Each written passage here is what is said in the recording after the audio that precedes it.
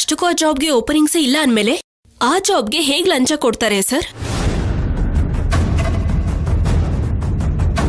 Sir, ನನ್ನ ಮಗಳು ಕೇಳ್ತಿರೋ ಪ್ರಶ್ನೆಗೆ ಉತ್ತರ ಕೊಡಿ.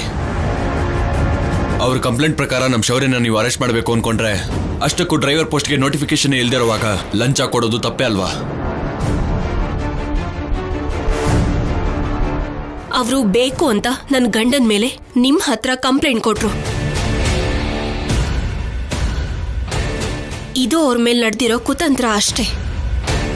ಅವರು ಯಾವ ತಪ್ಪು ಮಾಡಿಲ್ಲ ಅನ್ನೋದಕ್ಕೆ ಇನ್ನು ಯಾವ ಸಾಕ್ಷಿ ಬೇಕು?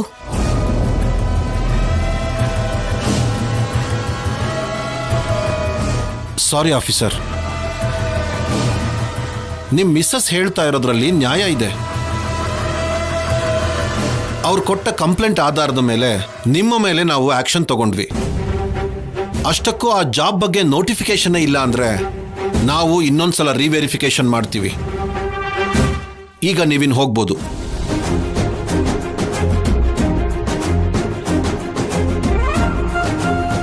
ಸಾರಿ ಆಫೀಸರ್, ನೀವಿನ್ನು ಹೊರಡ್ಬೋದು. ಕಲ್ಯಾಣಿ, ಹೇಳ್ದಾಗೆ ನಿನ್ ಮಾತನ್ನ ನೀನು ಉಳಿಸ್ಕೊಂಡಿ ಅಮ್ಮ. ಶೌರ್ಯ ನಿರ್ದೋಷಿ ಅಂತ ನಿರೂಪಿಸ್ಬಿಟ್ಟೆ.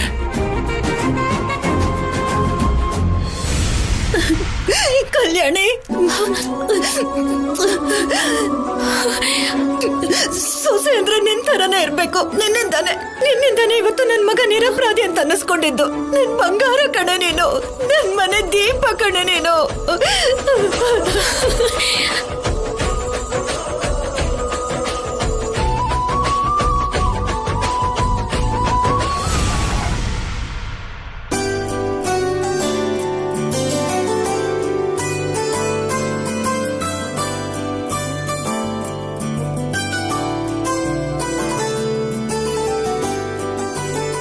ಅಮ್ಮ, ಅಪ್ಪ, ಮೊದ್ಲು ಅವ್ರಿಗೆಲ್ಲ ಪಾಯಸ ತಗೊಳ್ಳಿ.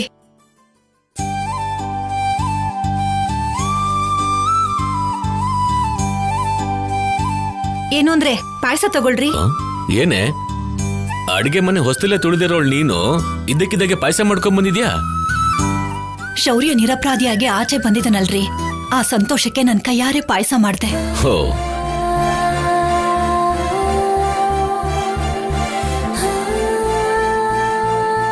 ಹೋಗ್ಲಿ ಬಿಡಮ್ಮ, ಈ ಸಂತೋಷಕ್ಕಾದ್ರೂ ಅಡಿಗೆ ಮನೆಗೆ ಹೋಗ್ಬೇಕು ಅಂತ ಅನಿಸ್ತಲ್ಲ.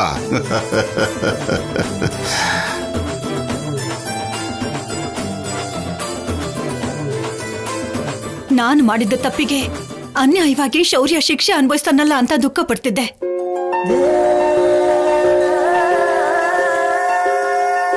ನನ್ ದುಃಖನ ನನ್ನ ಸೊಸೆ ಕಲ್ಯಾಣಿ ಬಗ್ಗೆ ಹರಿಸಿದ್ಲು.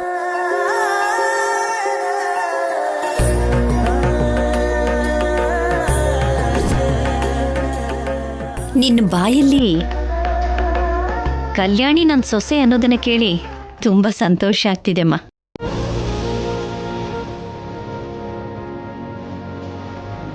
ಒಳ್ಳೆ ಕೆಲಸ ಮಾಡಿದಾಗ ಹೊಗಳ್ದೆ ಹೇಗಿರಕ್ಕಾಗತ್ತೆ? ಶೌರ್ಯ, ತಗೊಳ್ಳೋ. ಶೌರ್ಯ, ನೀನ್ ಯಾವ ತಪ್ಪು ಮಾಡಿಲ್ಲ ಅಂತ ಕಲ್ಯಾಣಿ ನಿರೂಪಿಸಿ ನಿನ್ನ ಹೊರಗೆ ಕರ್ಕೊಂಡು ಬಂದಿದ್ದು ಒಳ್ಳೇದಾಯ್ತು. ಇಲ್ದಿದ್ರೆ ಮನೆಯಲ್ಲಿ ಪಾಯಸ ಅಲ್ಲ, ಒಂದು ತೊಟ್ಟು ನೀರು ಕೂಡ ಯಾರೂ ಕುಡಿತಿರ್ಲಿಲ್ಲ.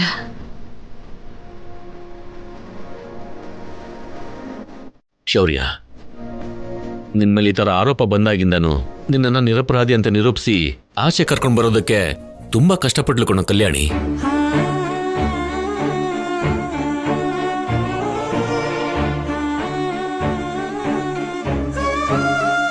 ರೆಡ್ ಹ್ಯಾಂಡೆಡ್ ಆಗಿ ನೀನು ಲಂಚ ತಗೊಂಡ ಹಾಗೆ ನಿನ್ನ ಈ ಕೇಸಲ್ಲಿ ಫಿಟ್ ಮಾಡಿದ್ದಾರೆ. ಇಂಥ ವಿಷಯದಲ್ಲಿ ಇಷ್ಟು ಬೇಗ ಆಚೆ ಬರೋದು ಅಷ್ಟು ಈಸಿ ಅಲ್ಲ. ಏನ್ ಮಾಡ್ಬೇಕು ಅನ್ನೋದು ಗೊತ್ತಾಗ್ದೆ ನಿನ್ನ ಹೇಗ್ ಹೊರಗಡೆ ಕರ್ಕೊಂಡ್ ಬರ್ಬೇಕು ಅನ್ನೋದು ತಿಳಿದೆ ಒದ್ದಾಡ್ಬಿಟ್ವಿ.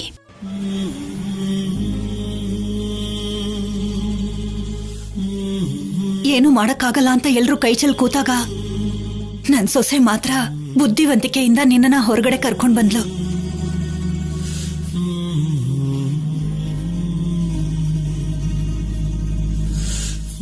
ನಮ್ಮತ್ತಿಗೆ ಏನು ನನ್ ಸೊಸೆ ಅಂತಿದ್ದಾರೆ, ಕಲ್ಯಾಣಿ ವಿಷಯದಲ್ಲಿ ನಮ್ಮ ಅತ್ತಿಗೆ ಪ್ಲೇಟ್ ಚೇಂಜ್ ಮಾಡಿದ್ರೆ ಈ ಮನೇಲಿ ನನ್ನ ಕೈಯಿಂದ ಏನಾಗುತ್ತೆ?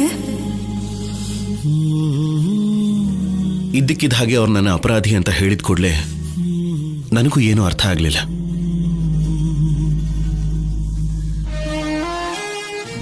ಮಾಡದೇ ಇರೋ ತಪ್ಪಿಗೆ ಎಲ್ರ ಮುಂದೆ ತಲೆ ತಗ್ಸಿ ನಿಲ್ಲೋದು ಅಂದರೆ ನನಗೂ ಅದರಿಂದ ತುಂಬ ಬೇಜಾರಾಯಿತು.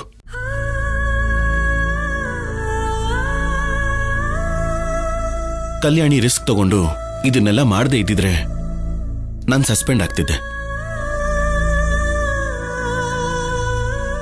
ಕಲ್ಯಾಣಿ ಇರೋ ತನಕ ನಿನಗ ಆ ಪರಿಸ್ಥಿತಿ ಬರಲ್ಲ ಕಣೋ. ಆ ವಿಷಯ ನನಗೆ ಇವತ್ತು ಅರ್ಥ ಆಯ್ತು. ಹೋಗ್ಲಿ ಬಿಡು, ಇವಾಗ್ಲಾದ್ರೂ ನಿನ್ಗೆ ಆ ವಿಷಯ ಅರ್ಥ ಆಯ್ತಲ್ಲ. ಸರಿ, ಆ ಮನೆ ಹಾಳ್ರಿಂದ ನನ್ನ ಮಗ ಸಂಕಟ ಪಟ್ರು, ಕಲ್ಯಾಣಿಯಿಂದಾಗಿ ಇವತ್ತು ಎಲ್ರೂ ಸಂತೋಷವಾಗಿದ್ದೀವಲ್ಲ. ಮೊದ್ಲು ಬೇಗ ಬೇಗ ಎಲ್ರೂ ಪಾಯಸ ತಿನ್ನಿ.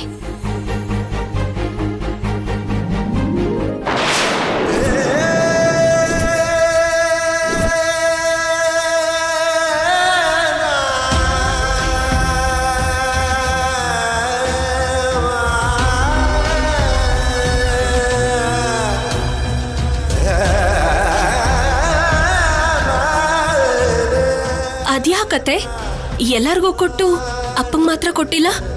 ಕೊಡೋದಿಲ್ವಾ? ಅಮ್ಮ, ನಮ್ಮೆಲ್ರಿಗೂ ಕೊಟ್ಟು ಮಾವನ್ಗೆ ಯಾಕಮ್ಮ ಕೊಡ್ಲಿಲ್ಲ? ಕೊಡು. ನೀನ್ ಹೇಳ್ದೆ ಅಂತ ಅಲ್ಲ ಕಣೋ, ನನ್ ಮಗ ವಾಪಸ್ ಬಂದ ಅನ್ನೋ ಸಂತೋಷದಲ್ಲಿರೋದ್ರಿಂದ ನನ್ ಸಂತೋಷನ ಎಲ್ರೂ ಅನುಭವಿಸ್ಬೇಕು ಅನ್ನೋ ಕಾರಣ ಕೊಡ್ತಾ ಇದ್ದೀನಿ.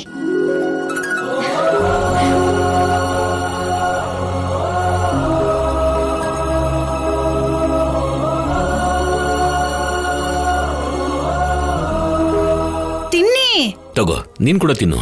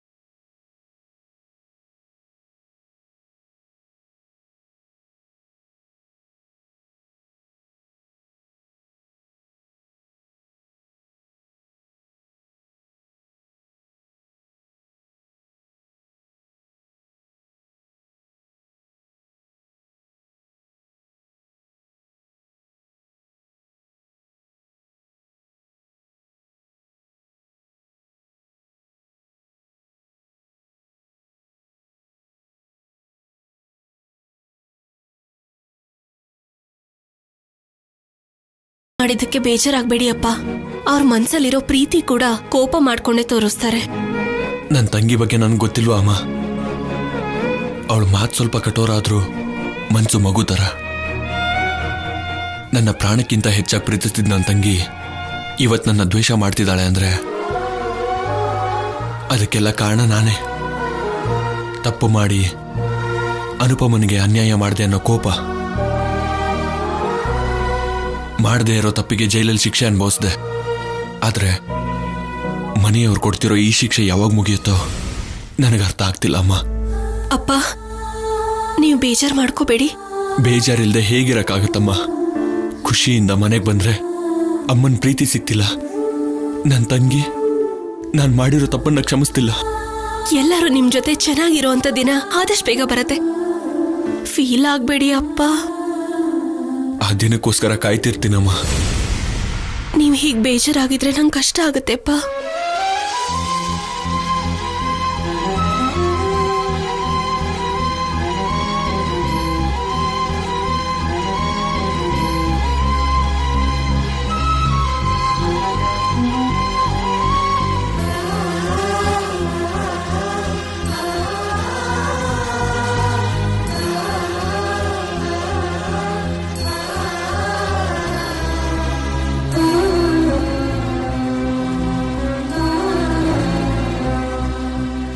ಕಲ್ಯಾಣಿ, ನನ್ನ ವಿಷಯ ಬಿಟ್ಬಿಡು. ನಮ್ಮ ಶೌರ್ಯನ ಮೇಲೆ ಸುಳ್ಳು ಅಪಾದನೆ ಹೊರಿಸಿದವ್ರನ್ನ ಮಾತ್ರ ಬಿಡ್ಬೇಡಮ್ಮ. ಬಿಡೋದಿಲ್ಲಪ್ಪ. ಶೌರ್ಯ ನಿರ್ದೋಷಿಯಾಗಿ ಮನೆಗೆ ವಾಪಸ್ ಬಂದ ಅಂತ ಸುಮ್ಮನಿರ್ಬೇಡಮ್ಮ. ಒಂದ್ಸಲ ಪ್ರಯತ್ನ ಪಟ್ಟವರು ಇನ್ನೊಂದ್ಸಲ ಪ್ರಯತ್ನ ಪಡಲ್ಲ ಅಂತ ಏನ್ ಗ್ಯಾರಂಟಿ? ಅದಕ್ಕೆ ಅವ್ರು ಇನ್ನೊಂದ್ಸಲ ಪ್ರಯತ್ನ ಪಡಬಾರ್ದು ಅಂದ್ರೆ ಅವ್ರು ಯಾರು ಅಂತ ಪತ್ತೆ ಹಚ್ಚಿ ಅವ್ರಿಗೆ ಸರಿಯಾಗಿ ಪಾಠ ಕಲಿಸ್ಬೇಕು. ಆಫೀಸರ್ಗೆ ಟ್ರಬಲ್ ಮಾಡ್ಬೇಕು ಅಂತ ಬಂದವ್ರನ್ನ ನಾನ್ ಹೇಗ್ ಬಿಡ್ತೀನಿ ಅಪ್ಪ? ಸುಳ್ಳು ಹೇಳಿ ಅವ್ರ ಮೇಲೆ ತಪ್ಪು ಹೊರ್ಸೋದಕ್ಕೆ ಬಂದಿದ್ದ ಆ ತಾಯಿ ಮಗ ಸಿಕ್ಕಿದ್ರೆ ಅವ್ರ ಕೈಯಿಂದ ಆ ಕೆಲ್ಸ ಮಾಡ್ಸಿದ್ ಯಾರು ಅಂತ ಗೊತ್ತಾಗುತ್ತೆ. ಇದ್ಯಾರೋ ಹೊರಗ್ನವ್ರು ಮಾಡಿರೋ ಕೆಲ್ಸ ಅಲ್ಲಮ್ಮ.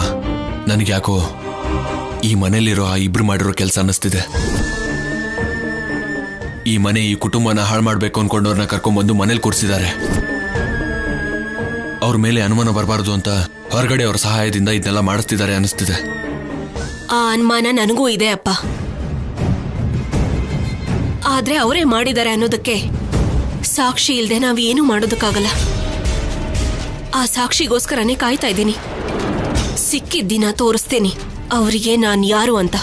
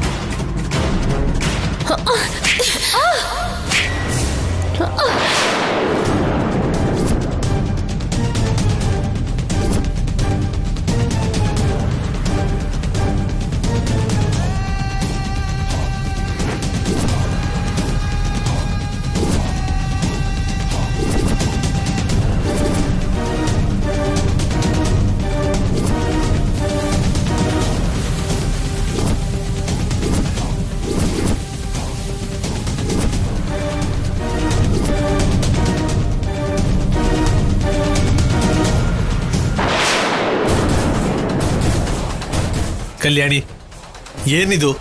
ಯಾಕೆ ಹೊಡೆದೆ ಅಂತ ಗೊತ್ತಿಲ್ವಾ? ಅಥವಾ ಇನ್ನೊಂದ್ಸಲ ಹೊಡೆಯೋವರೆಗೂ ಅರ್ಥ ಆಗಲ್ವಾ? ಕಲ್ಯಾಣಿ, ನಿನಗಿಷ್ಟ ಬಂದಾಗ ವರ್ತಿಸ್ತಾ ಇದ್ಯಾ? ನನಗಿಷ್ಟ ಬಂದ ಹಾಗಲ್ಲ. ತಪ್ಪು ಮಾಡಿದ್ರು ಮನೇಲಿ ಇರಿಸ್ಕೊಂಡಿದ್ದೀವಿ ಅನ್ನೋ ವಿಶ್ವಾಸನೂ ಇಲ್ದೆ ನಿಮಗಿಷ್ಟ ಬಂದ ಹಾಗೆ ಮಾಡ್ತಾ ಇದ್ದೀರಾ.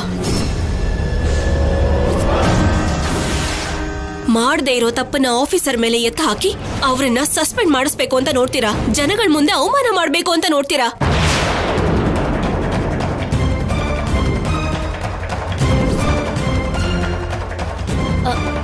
ನಾವೇನ್ ಮಾಡಿದ್ವಿ?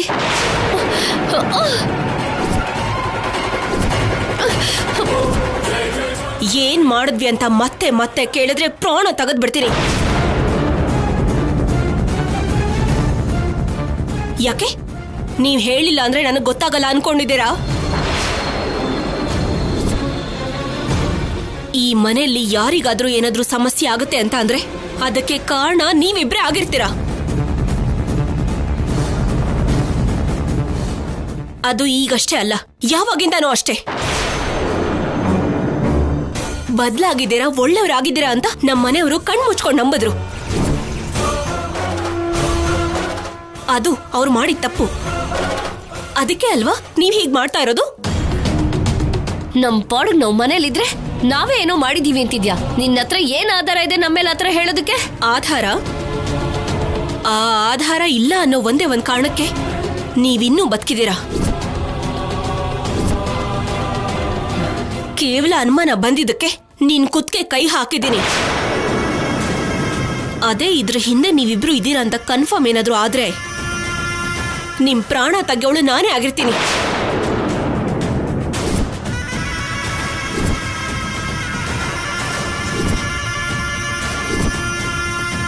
ಕಲ್ಯಾಣಿ, ನಿನಗಿಷ್ಟ ಬಂದಂಗೆ ನೀನ್ ಅನುಮಾನ ಪಟ್ಟು ಮಾಡದೇ ಇರೋ ತಪ್ಪಿಗೆ ಸಂಪಾದ ಮೇಲೆ ಕೈ ಮಾಡ್ತಾ ಇದ್ಯಾ?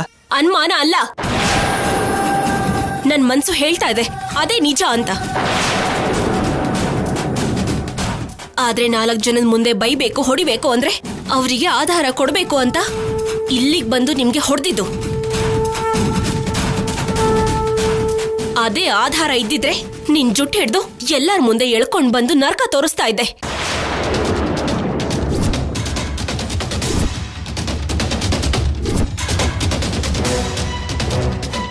ನಿನ್ ಇಷ್ಟಕ್ಕೆ ನನ್ನನ್ನು ಏನೇನೋ ಅನ್ಕೊಂಡು ಪ್ರತಿ ವಿಷಯಕ್ಕೂ ನನ್ನನ್ನು ಅವಮಾನಿಸ್ತಿದ್ಯಾ, ಅನುಮಾನಿಸ್ತಾ ಇದ್ಯಾ. ಇದ್ರಿಂದ ನೀನೇ ಅನುಭವಿಸೋದು ಕಲ್ಯಾಣಿ. ಅನುಭವಿಸೋದು ನಾನಲ್ಲ, ನೀವಿಬ್ರು. ಈ ಮನೆಗೆ ಕಾಲಿಟ್ಟಿದ್ದು ಮತ್ತೆ ನಿಮ್ ಹಾಳ್ ಬುದ್ಧಿ ತೋರ್ಸೋದಕ್ಕೆ ಅಂತ ನನ್ಗೆ ಅರ್ಥ ಆಗಿತ್ತು. ಅದಕ್ಕೆ ನೀವು ವಿಧ ವಿಧವಾದ ದಾರಿನ ಹುಡುಕ್ತಾ ಇದ್ದೀರಾ, ಆದ್ರೆ ಆಗ್ತಾ ಇಲ್ಲ. ಈಗ ತಾಯಿ ಮಗನ ಮುಂದಿಟ್ಕೊಂಡು ಏನೋ ಪ್ಲಾನ್ ಮಾಡಿದ್ರಿ. ಅವರು ಕೈಗೆ ಸಿಗದೆ ಇದ್ದಿದ್ರಿಂದ, ನೀವೇ ಮಾಡಿದ್ದು ಅನ್ನೋ ಆಧಾರ ಇಲ್ಲದೆ ಇರೋದ್ರಿಂದ ಕಪಾಳಕ್ಕೆ ಹೊಡೆದು ಬಿಡ್ತಾ ಇದ್ದೀನಿ. ಅವ್ರೇನಾದ್ರೂ ಕೈಗೆ ಸಿಕ್ಕಿ ಆ ಕೆಲಸ ಮಾಡೋದಕ್ಕೆ ಕಾರಣ ನೀವೇ ಅಂತ ಹೇಳಿದ್ರೆ ನಿಮ್ ಸಾವು ನನ್ನ ಕೈಯಿಂದಾನೇ ಬರ್ದಿಟ್ಕೊಳ್ಳಿ.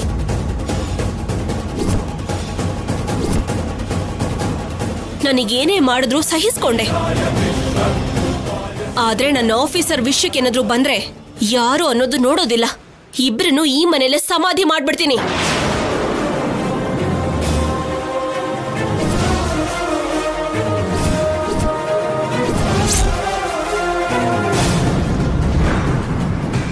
ಹುಷಾರ್.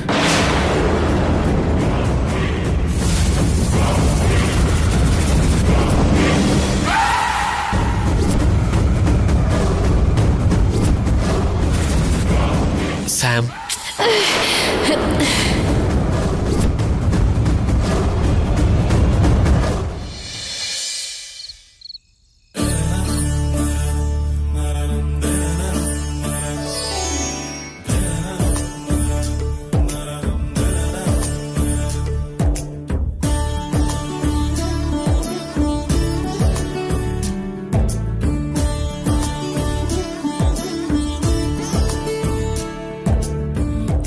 ಕಲ್ಯಾಣಿ ಬಾಯ್ಲಿ. ಎಲ್ಲಿಗೆ ಆಫೀಸರ್? ಬಾ ಹೇಳ್ತೀನಿ.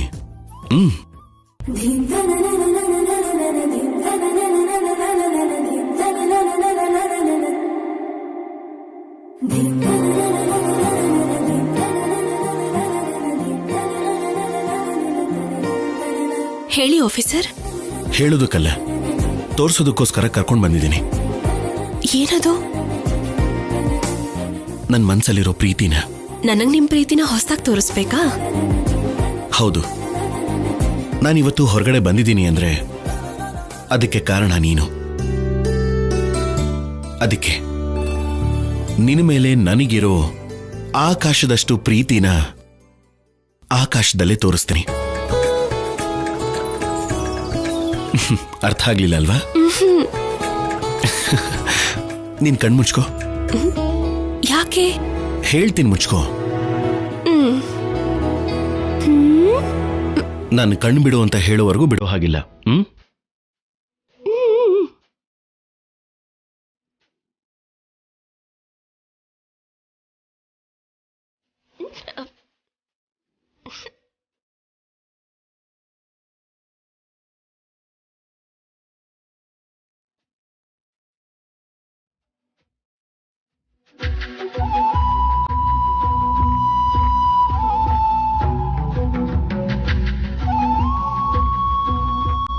ಈ ಕಣ್ಬಿಡು.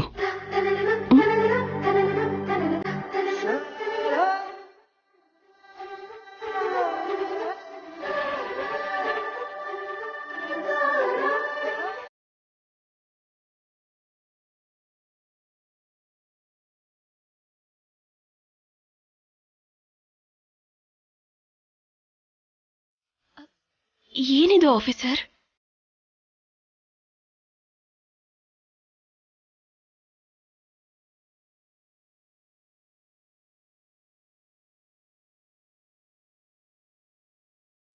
ಹೋಗಣ್ಸು. ಅಯ್ಯೋ, ನನಗ್ ಭಯ. ನಿನ್ ಧೈರ್ಯದ ಥರ ನಿನ್ ಪಕ್ಕದಲ್ಲಿ ನಾನೇ ಇದ್ದೀನಲ್ವಾ?